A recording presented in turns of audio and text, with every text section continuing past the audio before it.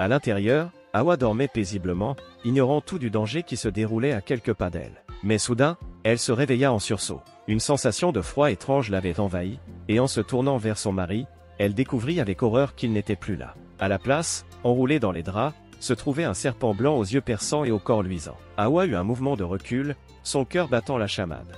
Mais alors qu'elle s'apprêtait à crier, le serpent parla, et ce qu'elle entendit la stupéfia, c'était la voix de Saliou. « Hawa, c'est moi, c'est Saliou. » Dans un petit village au bord du fleuve Sénégal, vivaient Hawa et Saliou, un couple dont l'amour était aussi fort que les courants de l'eau qui traversaient leur village. Hawa, une femme d'une beauté naturelle, était admirée pour sa générosité et sa bonté. Quant à Saliou, il était respecté pour sa sagesse et sa force, travaillant chaque jour pour subvenir aux besoins de sa famille. Depuis leur mariage, Hawa et Saliou avaient construit une vie paisible ensemble. Chaque matin, Hawa se levait pour préparer les repas tandis que Saliou se rendait au champ. Ils partageaient des moments de rire, de discussion, et s'étaient forgé une complicité unique, faisant d'eux un modèle de couple pour tout le village. Mais, leur amour avait aussi éveillé des jalousies. Certains les regardaient avec envie, incapables de comprendre comment deux personnes pouvaient être aussi unies. Cependant, rien de tout cela n'affectait Hawa et Saliou, qui ne se laissaient pas distraire par les murmures autour d'eux. Un soir, alors qu'ils partageaient un repas au clair de lune, Saliou prit la main d'Hawa et,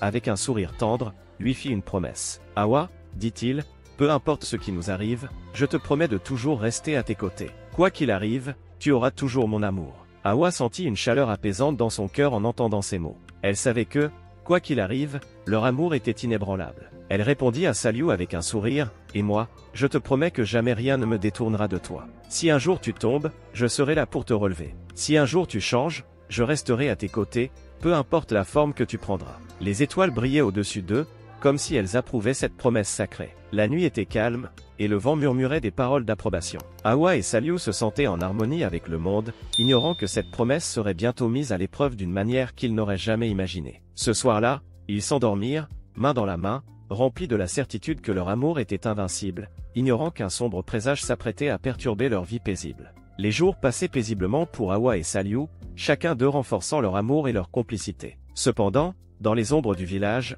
un homme observait leur bonheur avec une jalousie grandissante. Moussa, le sorcier du village, connu pour sa haine du bonheur des autres, avait remarqué l'amour exceptionnel qui unissait Hawa et Saliou. Pour lui, cet amour était une provocation, un défi qu'il ne pouvait laisser passer. Une nuit de pleine lune, Moussa décida de mettre leur amour à l'épreuve. Profitant de l'obscurité et du silence, il se faufila jusqu'à leur maison avec un sourire sinistre. Tenant dans ses mains un serpent sculpté dans de l'ivoire, il prononça des paroles mystérieuses en invoquant les esprits de la nuit. Puis, avec un geste rapide, il souffla une poudre étrange en direction de la maison d'Hawa et Saliou, murmurant des mots d'une langue ancienne et interdite. À l'intérieur, Hawa dormait paisiblement, ignorant tout du danger qui se déroulait à quelques pas d'elle. Mais soudain, elle se réveilla en sursaut. Une sensation de froid étrange l'avait envahie, et en se tournant vers son mari, elle découvrit avec horreur qu'il n'était plus là. À la place, enroulé dans les draps, se trouvait un serpent blanc aux yeux perçants et au corps luisant. Hawa eut un mouvement de recul, son cœur battant la chamade.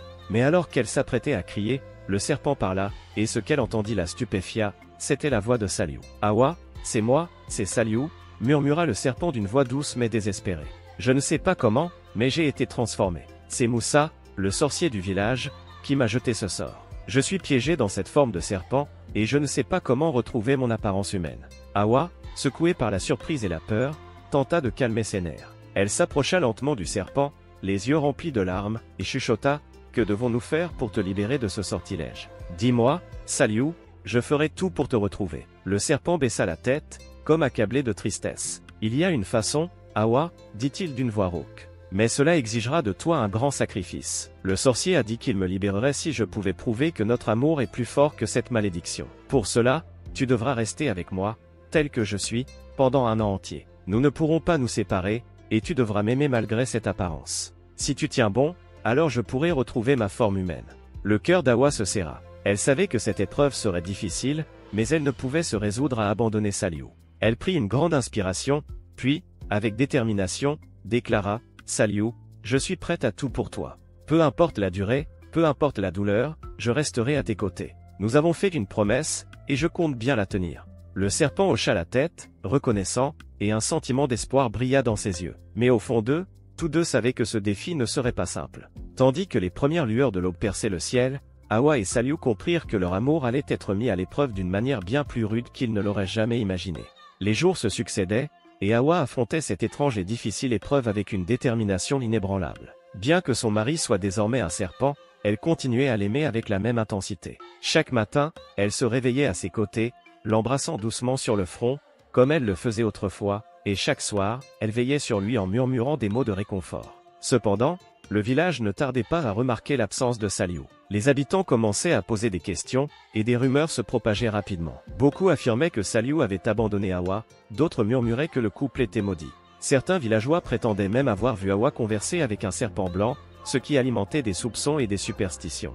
Un jour, une voisine, Deye, s'approcha de la maison d'Hawa, préoccupée par les rumeurs qui circulaient. « Hawa, les gens parlent dans le village. On dit que tu es maudite, que tu vis avec un serpent, » murmura-t-elle en regardant Hawa avec pitié. Hawa prit une profonde inspiration et lui répondit avec calme, « Deye, ce que je fais ici, ce n'est pas ce que les gens pensent. Je fais simplement ce que mon cœur me dicte. Peu importe ce que les autres disent, je resterai fidèle à mon mari. » Deye secoua la tête, perplexe, avant de s'éloigner, mais ses paroles continuèrent de résonner dans le village. Peu à peu, certains villageois commencèrent à mépriser Hawa, l'évitant dans les ruelles, murmurant sur son passage. Les enfants du village, influencés par leurs parents, se moquaient d'elle, l'appelant « la femme du serpent ».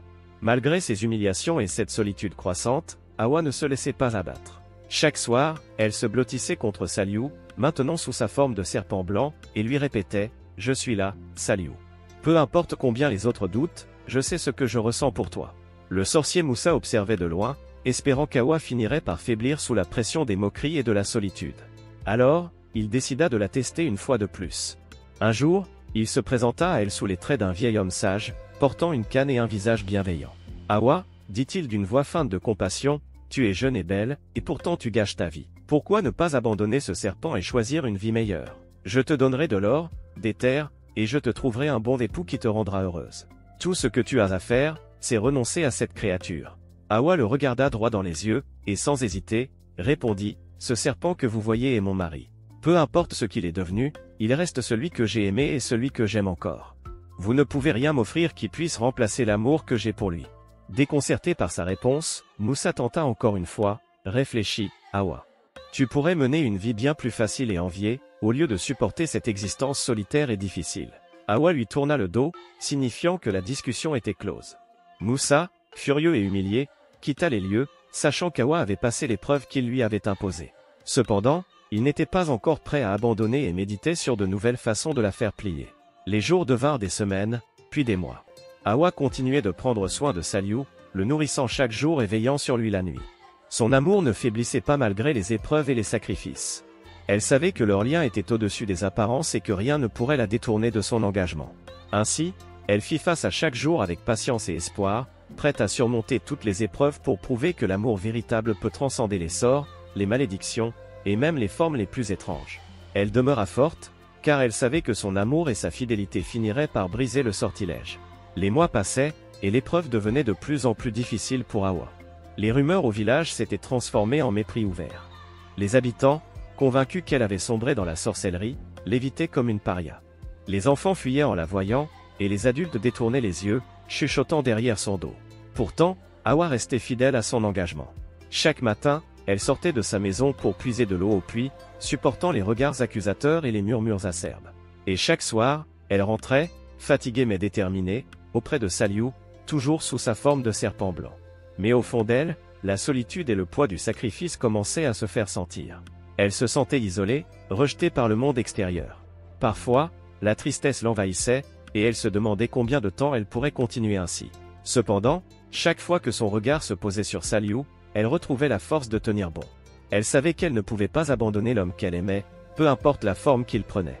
C'est alors que le sorcier Moussa revint, cette fois-ci sous un nouveau déguisement. Il s'approcha d'Hawa un soir, alors qu'elle rentrait du puits. Il portait un manteau d'étoffe précieuse, et dans sa main, il tenait une bourse remplie d'or scintillant. « Hawa, commença-t-il avec un sourire bienveillant, je suis venu pour te faire une dernière offre. Tu as tant sacrifié, tant souffert pour un serpent. Abandonne-le, et tout cela sera à toi. De l'or, des terres, et même un homme qui te traitera comme une reine. » Hawa le regarda avec méfiance, reconnaissant dans ses yeux une lueur sournoise. « Je n'ai besoin de rien de tout cela, » répliqua-t-elle avec fermeté. « Tout l'or et les terres du monde ne remplaceront jamais l'amour de Saliou. Vous pouvez essayer de me tenter, mais je resterai à ses côtés, peu importe les épreuves. » Voyant qu'elle ne faiblissait pas, Moussa tenta une nouvelle ruse. Et si je te disais que Saliou ne redeviendra jamais humain? Que tout cela est en vain? Penses-tu vraiment que ton amour suffira à le libérer? Hawa prit une grande inspiration, fermant les yeux un instant pour chasser le doute. Puis elle les rouvrit, son regard fixe et déterminé. Même si je ne peux pas le libérer, je ne l'abandonnerai jamais.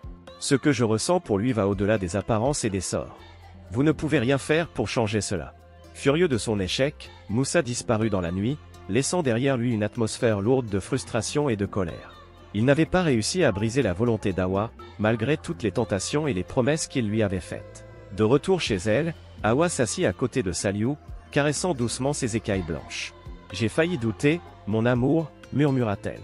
Mais je sais maintenant que rien ni personne ne pourra jamais nous séparer. Je resterai avec toi, peu importe le temps que cela prendra. » Les jours suivants furent particulièrement éprouvants. Hawa devait non seulement faire face à l'isolement imposé par le village, mais aussi aux nouvelles tentatives du sorcier, qui ne cessait de la tourmenter avec des illusions et des visions trompeuses. Mais chaque fois qu'elle sentait le doute s'insinuer en elle, elle se rappelait la promesse qu'elle avait faite à Saliou, et elle trouvait en elle la force de résister. Alors que l'année touchait à sa fin, Hawa sentit une étrange lueur d'espoir. Elle savait qu'elle était sur le point d'achever l'épreuve. L'amour et la fidélité qu'elle avait démontrés tout au long de cette année l'avaient rendue plus forte que jamais. Elle avait prouvé à Moussa, au village, et même à elle-même que rien ne pouvait briser le lien qui l'unissait à Saliou. Ainsi, le cœur rempli de courage et d'amour, elle se prépara pour la dernière nuit de cette épreuve, espérant qu'au bout de cette longue et pénible année, un miracle viendrait enfin récompenser son sacrifice. L'année s'achevait, et la dernière nuit de cette éprouvante épreuve était enfin arrivée. Hawa était épuisée par les mois de solitude et de sacrifice, mais son amour pour Saliou la maintenait debout, animée par l'espoir de le voir redevenir l'homme qu'elle aimait. La nuit était sombre, et une pleine lune brillait dans le ciel, illuminant la petite maison où Hawa veillait sur le serpent blanc. Alors qu'elle s'agenouillait à ses côtés, elle ferma les yeux et adressa une prière silencieuse aux esprits, suppliant qu'ils libèrent Saliou de ce sort. Soudain, un vent glacial parcourut la pièce, et une étrange lueur verte apparut. Devant elle, le sorcier Moussa se matérialisa, entouré d'une aura menaçante. Cette fois, il n'était plus déguisé, et son visage exprimait une haine profonde. « Hawa, siffla-t-il, tu as surpassé mes attentes. Je pensais que tu abandonnerais, que tu plierais sous le poids de la solitude et de la tentation. Mais tu m'as prouvé que ton amour pour cet homme est aussi solide que l'acier. » Hawa le fixa avec un mélange de mépris et de défi. « Oui, Moussa, rien de ce que tu as fait n'a pu ébranler mon amour. Maintenant, libère Saliou. L'année est terminée, et j'ai prouvé ma fidélité. » Moussa éclata d'un rire sinistre. « Libérer Saliou?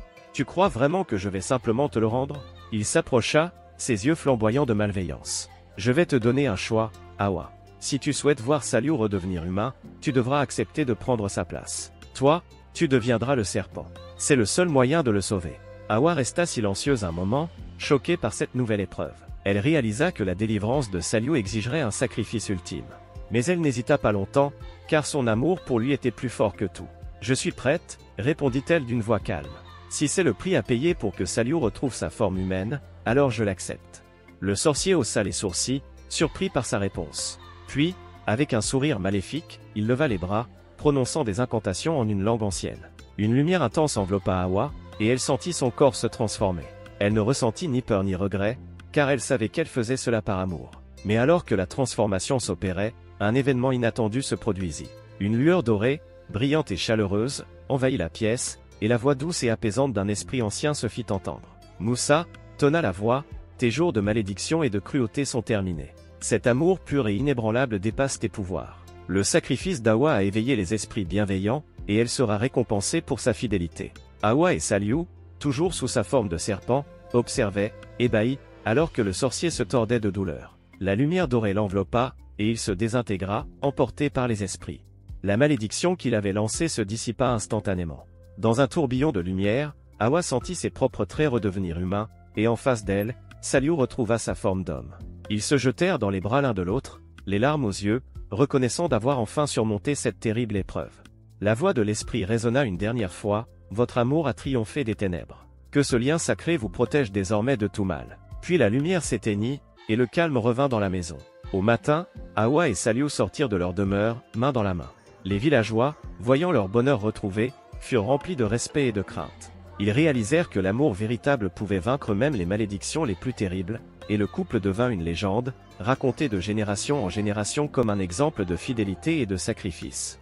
Ainsi, Awa et Saliu vécurent le reste de leurs jours unis et protégés, leur amour ayant prouvé sa force face à la magie et aux épreuves les plus redoutables.